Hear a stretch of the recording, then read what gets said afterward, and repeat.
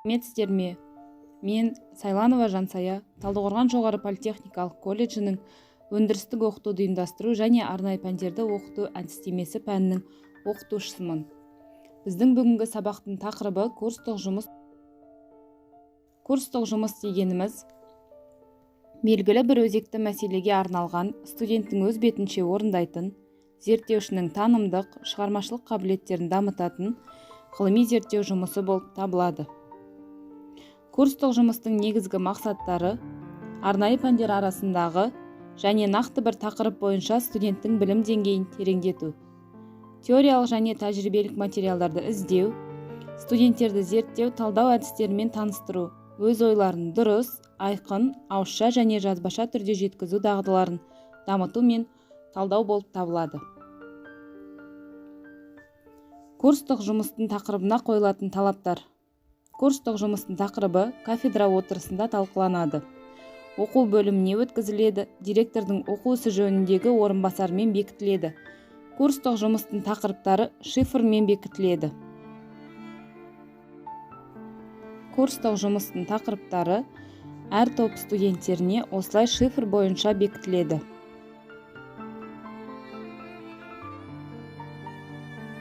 Курстық жұмыстың мазмұны мен құрылымы. Курстық жұмыс түпкілікті нұсқасында компьютерде басылған болуы тиіс. Курстық жұмыс мамандықтар ерекшеліктеріне байланысты стандартты парағының 20-25-30 бетін құрауы тиіс. Курстық жұмыстың мазмұнына кіріспе, негізгі және пайдаланған әдебиеттер тізімі мен қосымшалар кіреді.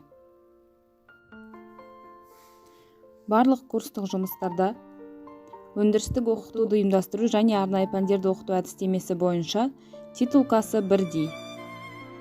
Яғни бұл жақта Қазақстан Республикасы білім және ғылым министрлігі, Талдықорған жоғары политехникалық колледжі деп және кафедра аты жазылады. Содан кейін әр студентке берілген тақырыбы, орындаған студенттің аты жөні, тобы, курсы жазылады. Және де жетекшісі, норма бақылау жетекшісі, қорғауға жіберілген күні, қандай бағаға қорғалғаны жазылады.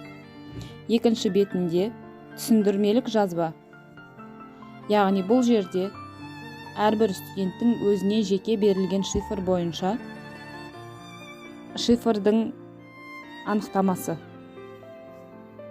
Курстық жұмыстың мазмұнына кіріспе бөлім, негізгі бөлім, қорытынды бөлім және де пайдаланған әдебиеттерден құралады.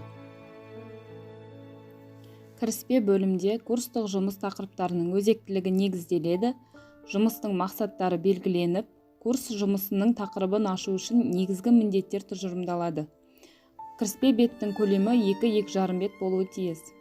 Негізгі бөлімде 2-3 тараудан тұрады. Оның ішінде бөлімдер өздері 2-3 параграфтан тұруы мүмкін.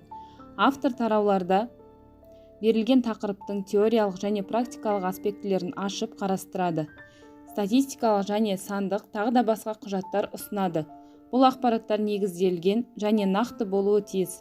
Зерттеудің жұмыстары мен нәтижелері пән ерекшеліктеріне ескере отырып жазылады.